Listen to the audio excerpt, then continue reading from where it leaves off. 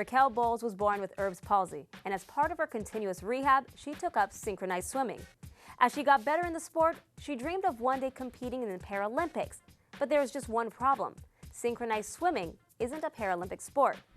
When Raquel's mom saw how disappointed her daughter was, she decided to do something about it and now is fighting to get synchronized swimming in the Paralympics. Here's their story.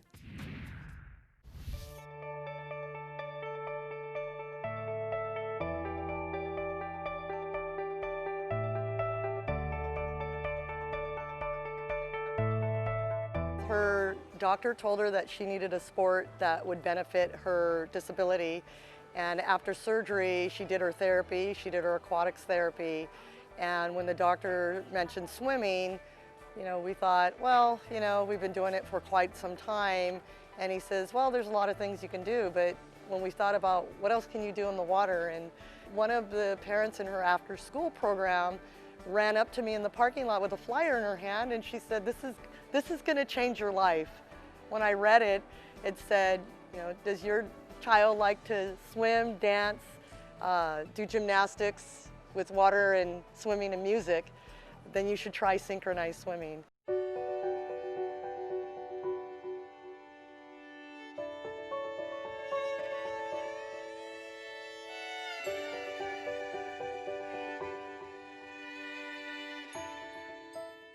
When I realized that I couldn't compete in the Olympics because of my disability, I was actually really crushed, and I thought that it was over for me, but then I realized, well, I can do this, I can do synchronous swimming in the Paralympics, but then when I checked and it wasn't in the Paralympics, I kind of was just like, oh, we should do something about that.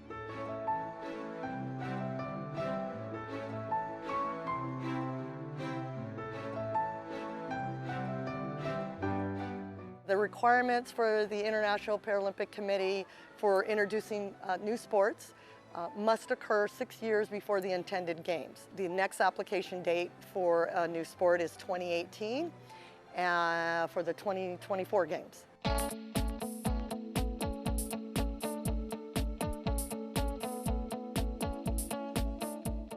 When I realized that that was a dream of many people, I decided what is worth something to somebody else as a dream is worth it to me to do that. To see my mom working so hard for me and to push this movement, it's crazy. I think it's something only she could have pulled off, I think, at this point, because it takes a lot of work and willpower and time and effort, and she spends many hours on the computer every day. So I think it's really it's inspirational.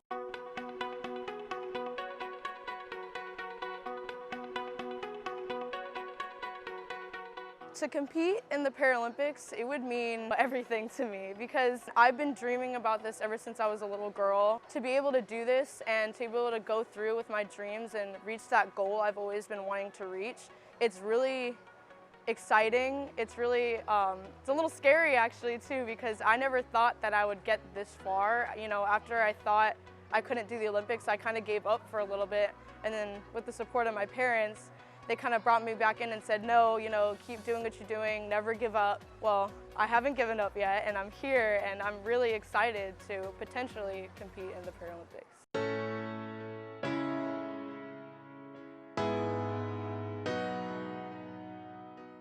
That would be the finalization of a long dream that we've been having. It's a dream that we haven't awakened from yet, but when we finally awaken from it, that would be something that would have been worthwhile locally, nationally, internationally for us, and it's almost without words.